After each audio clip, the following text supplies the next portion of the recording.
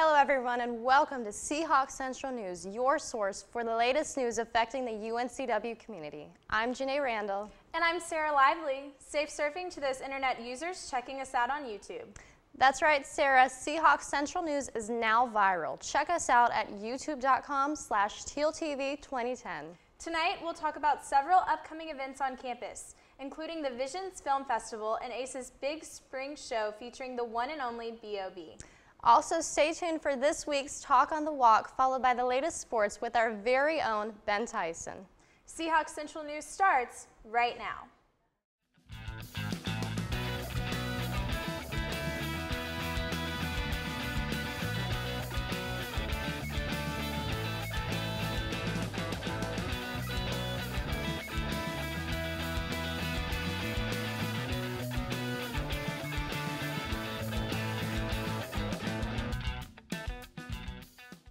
The Film Studies Department is gearing up to host their very own film festival April 1st. The Visions Film Festival will take place in the Lumina Theater and will showcase films from all over the globe. Shannon Silva, director of the festival, said the quality of the filmmakers that we are attracting to participate in Visions is incredible.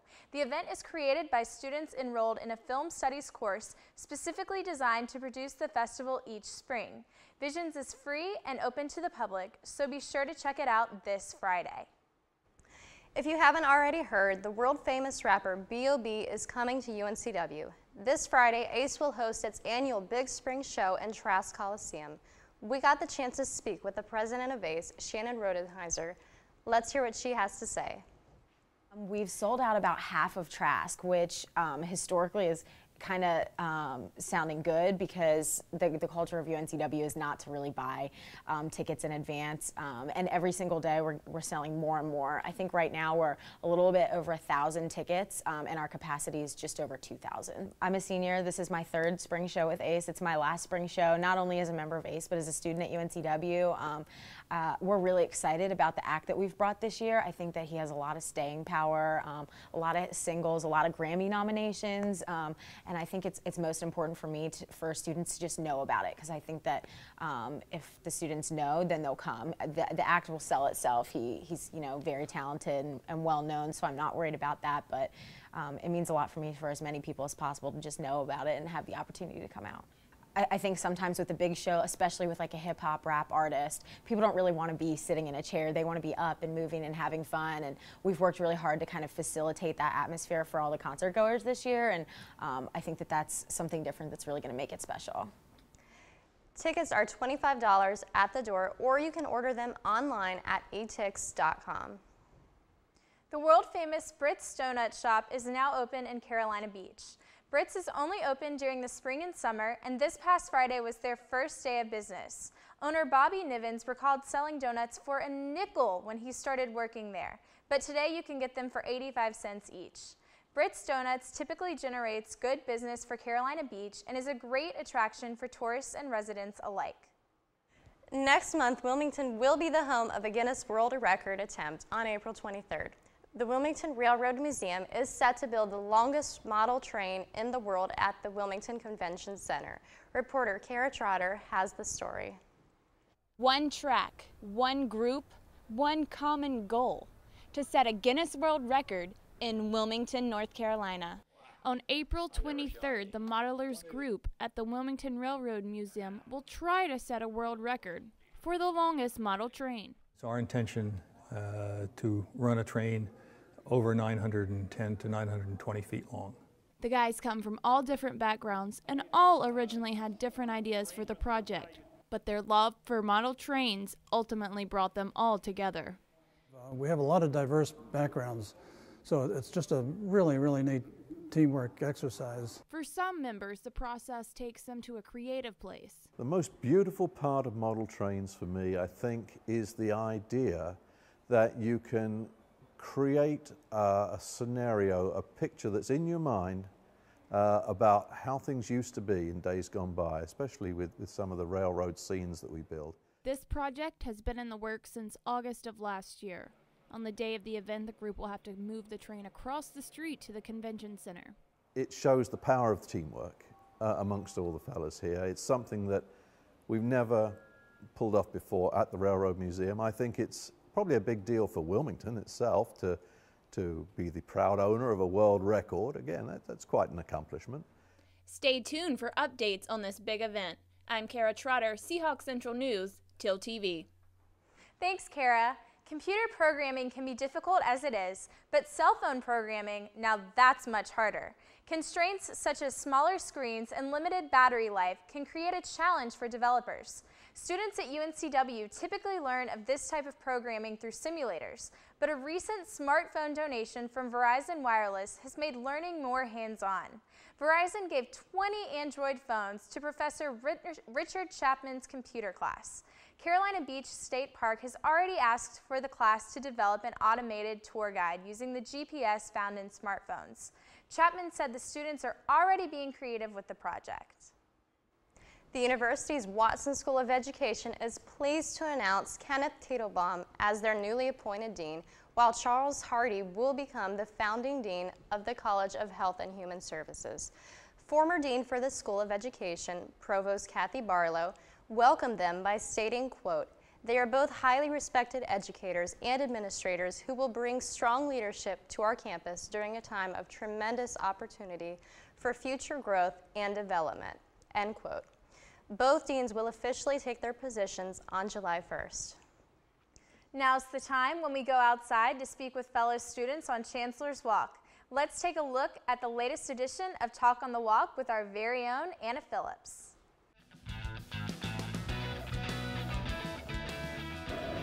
There are many ways to judge courses at UNCW. Today on Talk on the Walk, I'm going to ask students who their favorite professor is and why.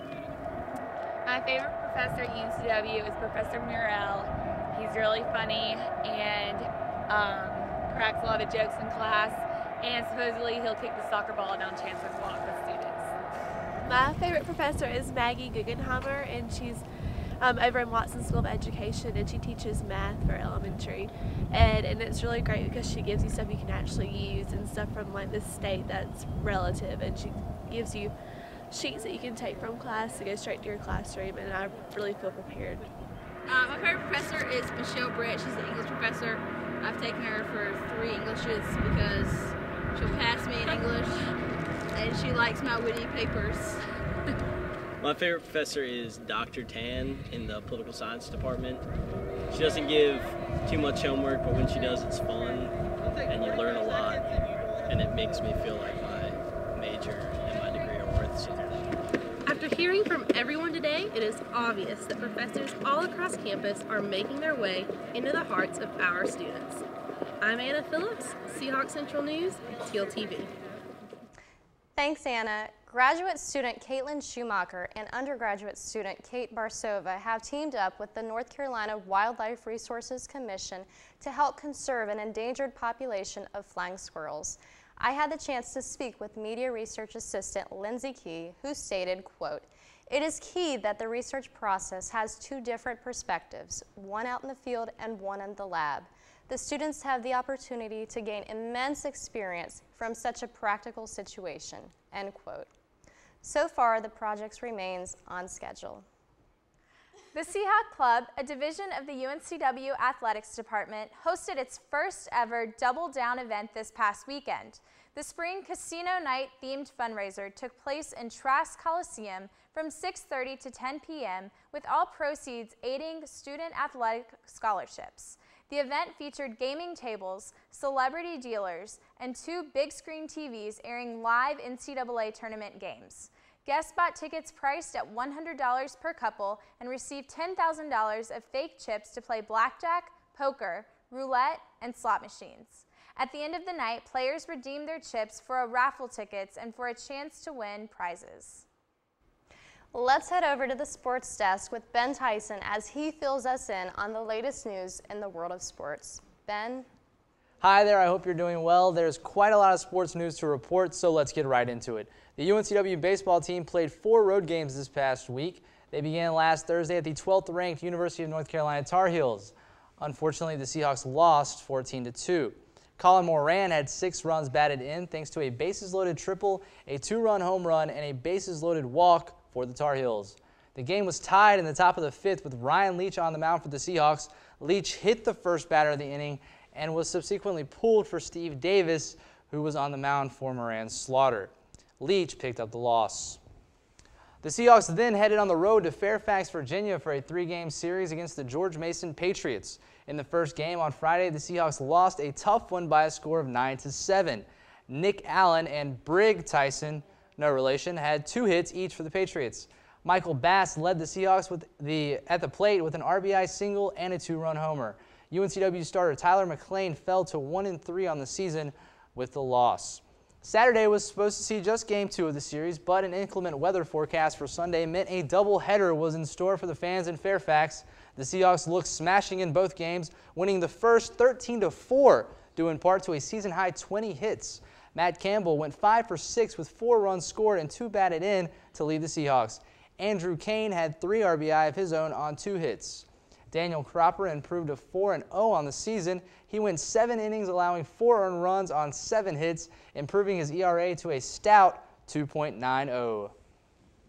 In the rubber match of the series, the Seahawks eked out an impressive 7-6 victory. The Patriots were up 6-0 early, but UNCW came back, capping off the game with Jake Caning's game-winning RBI in the top of the 9th. The Seahawks then came home for a 6 o'clock game on Tuesday against local rival East Carolina. Switching over to softball, the ladies had a 3-game series of their own against a colonial rival this past weekend, they being the James Madison Dukes. After the Dukes women basketball team ended our team's chance at an NCAA tournament run, the Seahawks were looking for revenge. However, that revenge would not be found on Friday or Saturday as the Seahawks got shut out in both contests 0-8 and 0-3. But Sunday was a new day for the Seahawks, who finally figured out how to hit the pesky pitching of the Dukes. Freshman Daniela Torres hit a 3-run homer in the bottom of the 7th to give the Seahawks a stunning 9-7 victory. Senior Amanda Adidas picked up the win on the mound as the Seahawks improved to 8-20 on the season and 1-2 now in conference. Moving on to tennis, specifically women's tennis, who are off to a hot start after blanking, crushing, squashing, squadooshing, pick an adjective. They shut out the East Carolina Pirates 7-0 last Wednesday, March the 24th. The winning players were Kelly Cameron, Olga Blank, Angie Sekeli, Chelsea Kale, Christina Lee, and Lindsay LeBlanc. Blank and Sekeli took the doubles match's victory also. Just a couple more notes to finish out the week. Congratulations to CAA representative and Final Four participant Virginia Commonwealth University.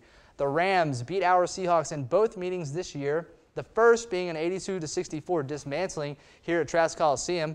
The second was a much closer contest in Richmond, 79-70.